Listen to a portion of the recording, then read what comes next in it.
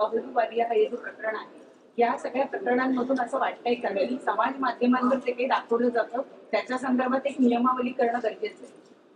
हे निश्चितपणे गरजेचं आहेच. मात्र आत्ताची परिस्थिती अशी झाली आहे की समाज माध्यमाचं पूर्वी जॉग्राफिकल ज्युरिस्डिक्शन असायचं, त्यामुळे नियम करणं सोपं होतं. आता जॉग्राफिकल त्याला ज्युरिस्डिक्शन उरलेलं नसल्यामुळे त्याची नियमावली करणं हे कठीण आहे. तथापि केंद्र सरकारशी देखील आम्ही या संदर्भात चर्चा करतो आहोत.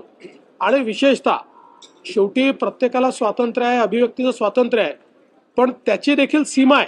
अभिव्यक्तीचं जे स्वातंत्र्य आपल्या संविधानाने दिलेलं आहे ते काही असीमित नाही आहे.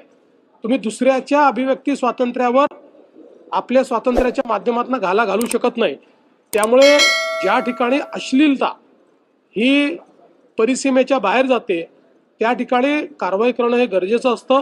मात्र या संदर्भात काही नियमावली तयार करता येईल का, जरूर केंद्र सरकारची आमची चर्चा चाललेली.